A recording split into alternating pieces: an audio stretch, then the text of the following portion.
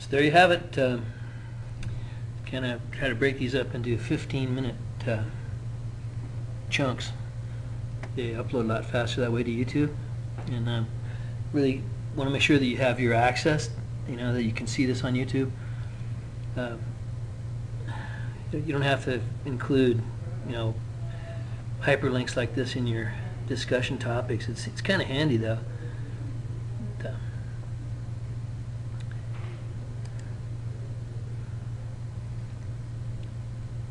Fun to do.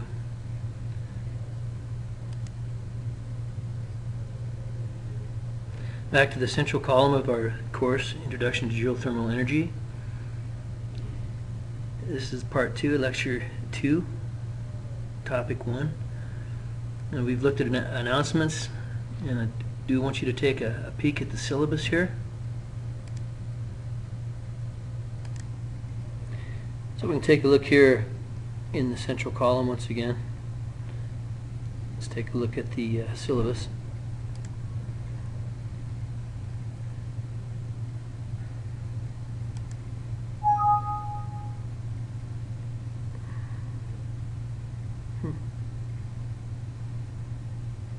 Okay.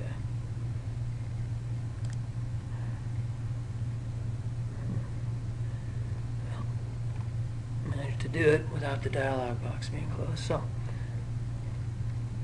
you want to take a look if you've got the newer Office. You scroll sideways with it. Had to get used to that. But just some general information that's going to be good for you here.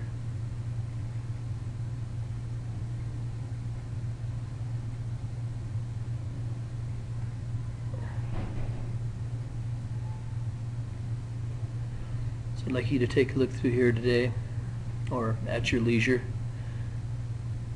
and the required text. Smart Geothermal, right here it is, the required text. A Smart Guide to Geothermal, How to Harvest the Earth's Free Energy for Heating and Cooling. And it's not the most expensive book I could find. There's some really spendy ones out there, and I figured that we're going to use the internet and our computers for a lot of our information gathering. It is good to have a reference book, and this is a basic guide, a very basic guide. Then you have a lot of other unrequired texts that might help you. One of them that I thought was really good was this Earth Sheltered Housing Design for Earth Coupling, which is, you can see it's 1979, so it's out there a ways.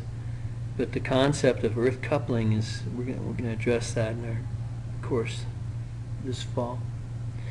Now also we want to make sure that you pick up a sensor of some sort for our median temperature laboratory that we're going to do, and I think we're going to kick into that in week 4. We actually start talking seriously about that, but you can start thinking about it now.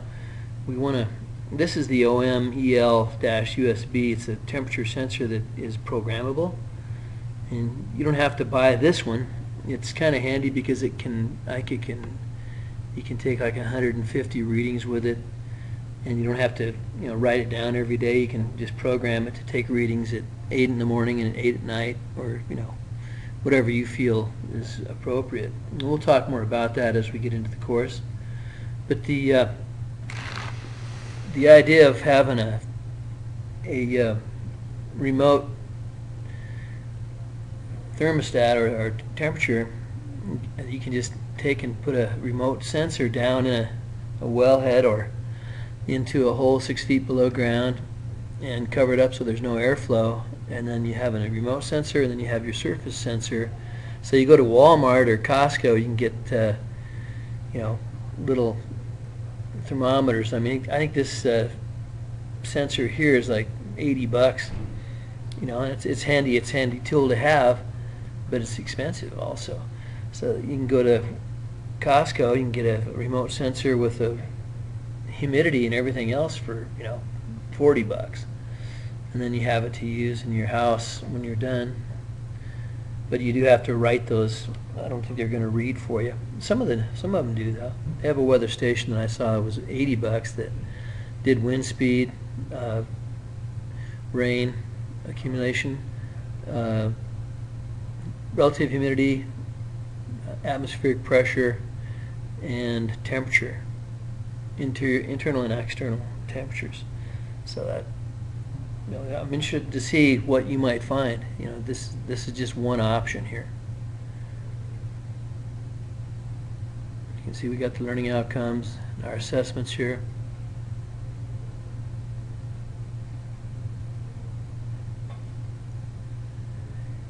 And once again, you can look through this on your own. If you have any questions, feel free to contact me through the email that we just looked at in our last segment, or you can go through the live email, be jonathan.bow@umontana.edu, and that's also in the syllabus back here. Contact information. There it is. And you'll probably get this also, this Microsoft Word security notice. Let's make sure that it's functional.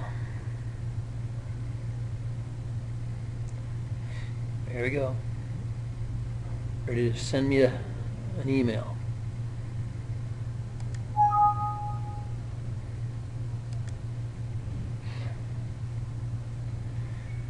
So I'm looking forward to hearing from you guys. If you have any questions, please don't be afraid to ask.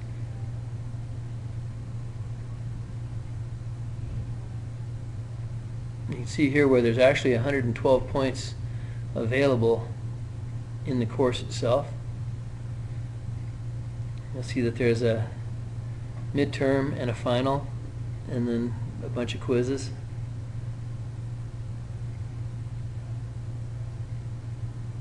Some math exercises here that we're going to do this week. This is, remember, the syllabus itself is subject to change. It gets upgraded and updated as time goes by. So this is just a basic overview.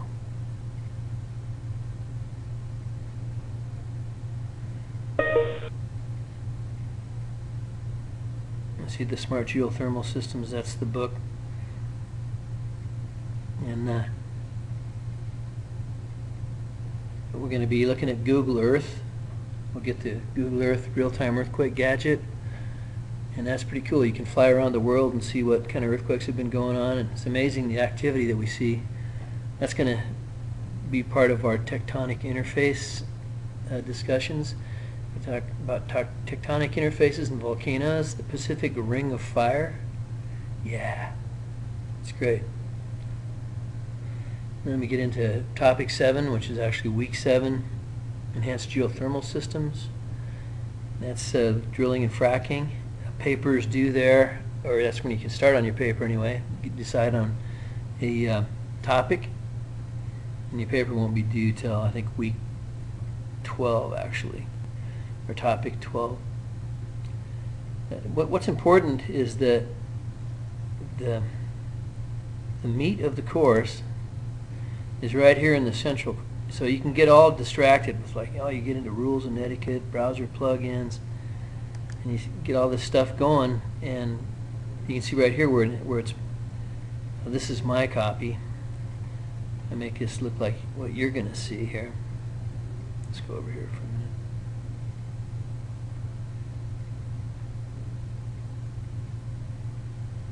Let's see.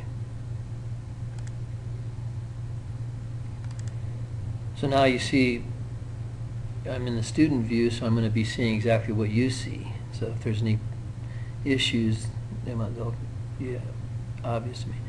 What you saw before was the grayed out areas, and those are what's hidden.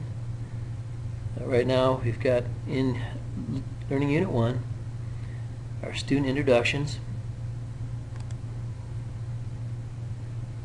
and I would like you to come on in there, add a new discussion, start a thread with your name, put personal and contact information you want to share with classmates in the world here. You can also put a blurb about your interest in energy, etc.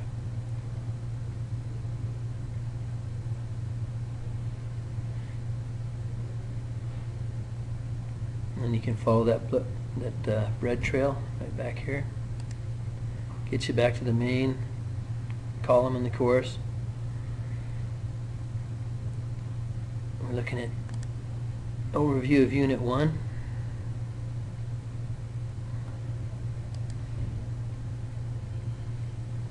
Introduction to scientific notation. Just some basics so that you understand, 10 to the 9th power. 10 to the minus 9th would be your nanotechnology, nanotechnological applications. So we're not going to be doing a lot of calculations with that, but it's good that you understand, that 1/1000th of a meter is a nanometer. And then there'll actually be a quiz you'll see here.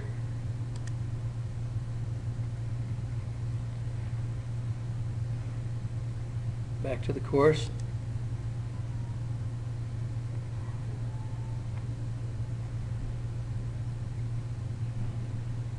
And you can see the development of the basic units test.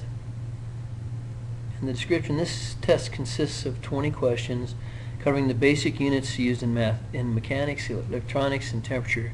Solutions to the questions will be available after everyone has taken the test. Instructions. This is an open book, open note test, but you should be able to do all the calculations on your own. You'll have 1 hour to answer all the questions, and you get 2 attempts. So something about testing, hopefully you have a relatively fast connection or dependable connection, so when you do get into these tests, when you start taking the test, see this going to open up here. It opened, whoa, wait a minute, we got to change that. It closed. Okay, well, I'll update that real quick. That was supposed to, thought that had been done. Let's do that real quick.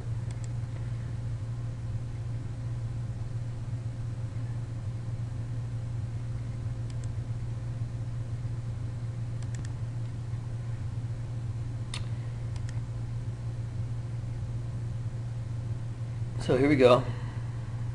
I got that updated like it should be. And here's the process. You get in here for this development of basic units test. Click on the test, and it's going to open up to your development of basic units. Actually, hold on just a second. Let's. Alright, now we're looking at it like you look at it. So I had to just edit it. And the whole idea is that this is an upgraded Moodle 2.5 or whatever. So they're still working the kinks out of it. And so if you have some problems, let me know right away so that I can get to the IT desk and try to get things squared away for you. There's already been several glitches in just the first few hours of the course, so, and there always is. I mean, it seems like that's how it goes. They like to add new goodies to their Moodle shell. And likewise, we're also going to be accessing the lectures on iTunes, not iTunes U, but YouTube. So we're getting rid of iTunes U, and now it's all on YouTube. And hopefully there won't be any glitches with that. So we look in from the quiz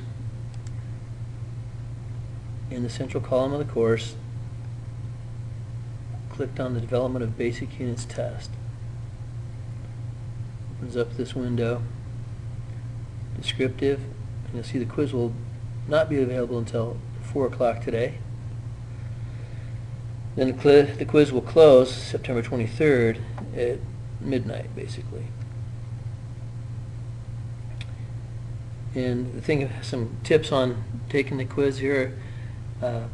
Grading method, you get two attempts, highest grade. So I want you to do well. That's the whole plan.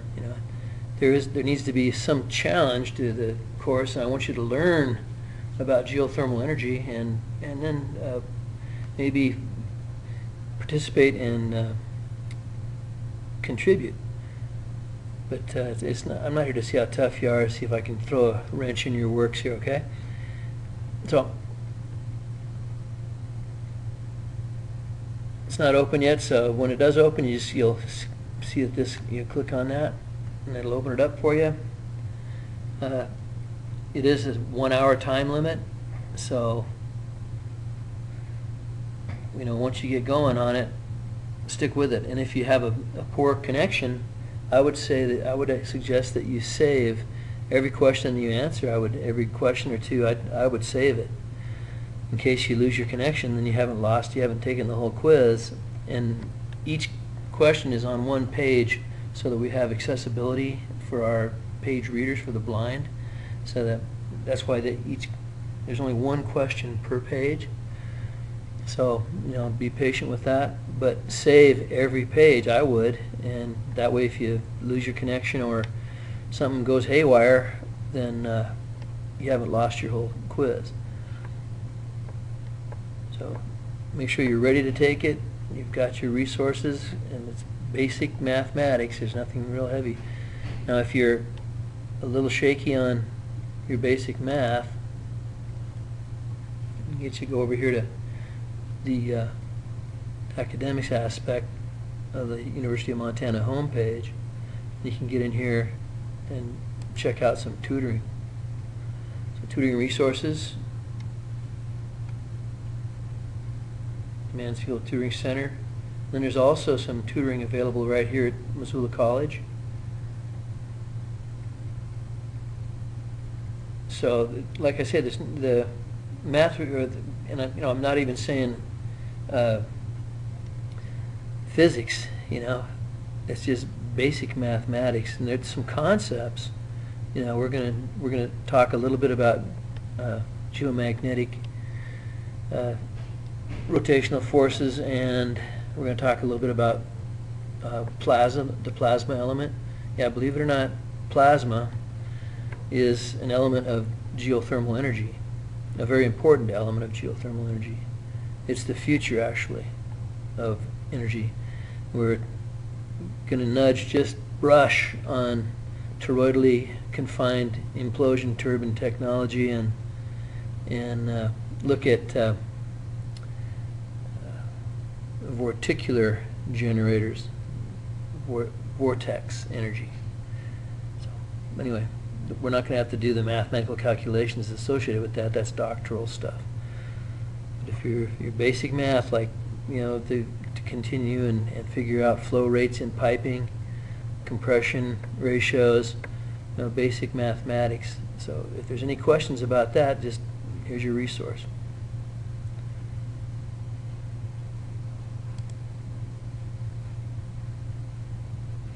Sometimes the bread trail, you can also use this back arrow.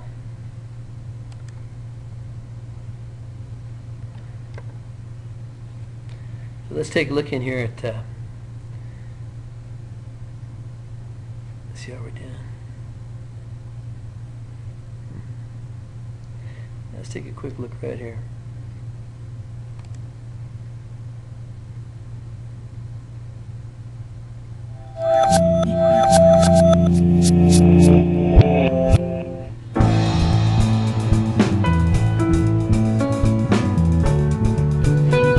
In thinking about the house, we tried to figure out what was a long-term, sort of most efficient way of building it. When we lived in Germany for 2 years, we knew two people over there who had done geothermal systems. One was a colleague I was working with, and he was building his own house. When you're starting a brand new home where you have to buy a heating system anyway, with the rebates, it turns out to be very cost effective.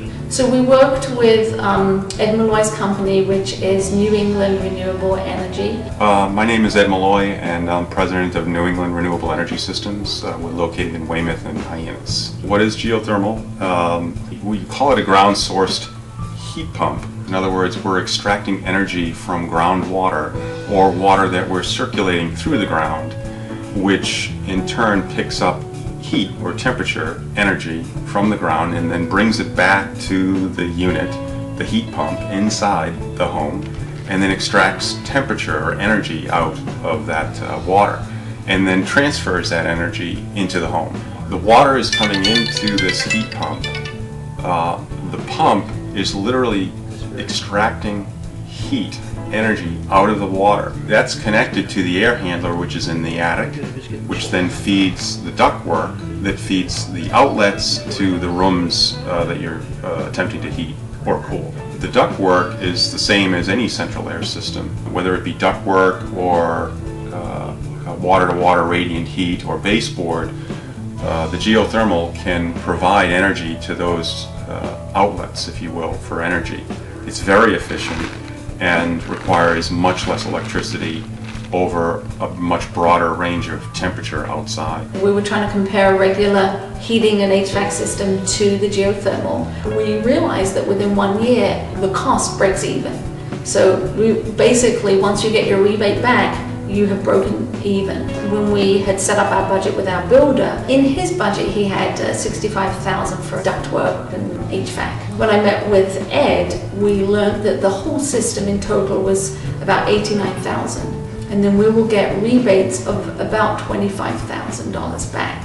When we did that comparison, it became very clear to us that at the end of the day, our costs pretty much net out the same. And we're going to benefit every single year when our energy costs are significantly lower.